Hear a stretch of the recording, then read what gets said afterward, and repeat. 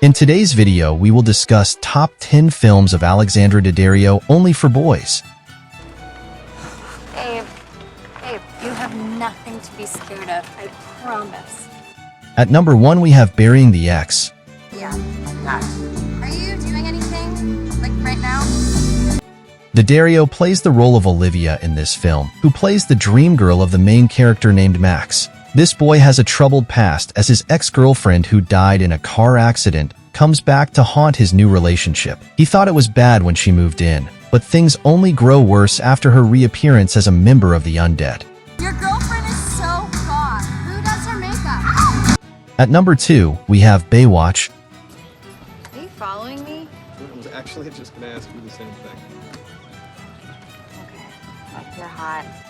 This film is an action comedy sprinkled with a bit of a crime-solving mystery that has Alexandra Daddario playing the role of Summer Quinn. It has an all-star cast with Zac Efron and Dwayne Johnson, as well as plenty of swimsuits to go around. IMDb only gave it a rating of 5.5, but it is one movie that fans will never forget. Why are we in the morgue? You gotta get some hard evidence. Someone's coming. What do we do now? Now we hide. Weird. I'm laying on a dead old lady. Our drawers are empty. Why'd you pick that drawer? At number 3, we have Night Hunter. Any good news? It's your job to get inside his head. Find out what he's done. Alexandra Daddario stars alongside Henry Cavill in this film where the goal is to solve the mystery. The script took some crazy twists and turns that left fans in the middle about whether they liked it or not. It takes viewers on a suspenseful journey as they wonder where the story is headed next. The story is great for anyone interested in crime films about killers, as the acting of the cast led to a rating of 5.9 on IMDb. Simon, where are the other girls? At number 4, we have San Andreas. You have to get that out of there. If you try walking with him, it could cause more damage. Dwayne Johnson is the star of this film as the rescue helicopter pilot who goes on the journey of a lifetime to save his daughter, played by Daddario, from a deadly earthquake. It is a disaster film filled with buildings falling and big explosions that will leave fans' hearts pounding for days. IMDb users gave it a rating of 6.0 for all of the heart-pounding action that ends with Johnson saving the day once again. What is it? Daniel built that building. At number 5, we have Lost Transmissions. Final release. I love your stuff. I thought, this girl, you know my damage. While the bulk of the film relies on Juno Temple and Simon Pegg's performances, all of the actors in the movie were initially praised by reviewers on the film festival circuit in 2019. As the movie saw wider release, however, reviews became more mixed about the young woman, Temple, who wanted to help her musician friend, Peg, after he stopped taking his schizophrenia medication. Daddario shines in her role, but she doesn't have a ton of luck with ratings since none of her movies rate higher than a 6.6. Darren, I love her. I want her. Can I have? At number 6, we have We Summon the Darkness. Be careful now. There's a lot of evil out there. You don't think we can fend for ourselves? We Summon the Darkness is not your typical horror movie, and Daddario isn't the final girl. Instead, the movie riffs on a lot of the tropes of the genre as Daddario plays Alexis, a member of a cult-like group that murders people to inspire fear and lead more followers to her religion. Her plan goes awry as one of her friends goes against her, and her parents arrive home to find the mess. Do you want to have a threesome with us? Alex is very religious, but she will do it on this occasion. At number 7, we have Bereavement.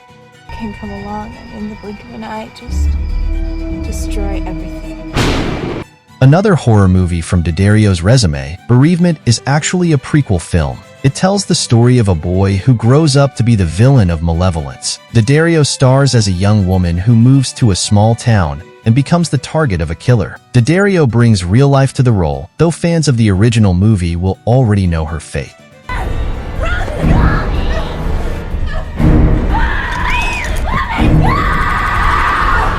At number 8, we have Lost Girls and Love Hotels. We are torn apart by events. I like to be submissive. Do you know what that means? A little too preoccupied with trying to sound existential and appear sensual than to be much of either, Lost Girls and Love Hotels is a 2020 drama that isn't quite as smart or exotic as it thinks it is. However, it's an example of something several other movies that rank a bit higher on this list. Daddario is ready for bigger things. While she's had luck in girl next door type roles, rom-coms, and as the occasional final girl, this actual drama of a woman spending her night aimlessly traversing Tokyo's nightlife, looking for love connections, is her at her most physically and emotionally vulnerable. Often one of a larger ensemble, here it's certainly her show. And while the movie itself is a mixed bag, it's certainly worth watching for anyone interested in seeing Daddario challenging herself. How do you know that I'm not a bad man? I don't. At number 9, we have Percy Jackson, Sea of Monsters, 2013. This is a bad idea. You don't even know what I was gonna say. You were going to say that you're going after the fleece. Actually, he was gonna say we were.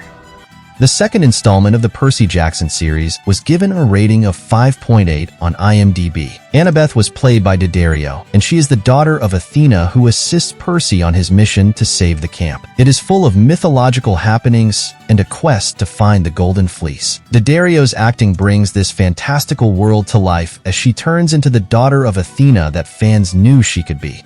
Excuse me, we're looking for Hermes. Little insulted you didn't recognize me. At number 10, we have Hall Pass.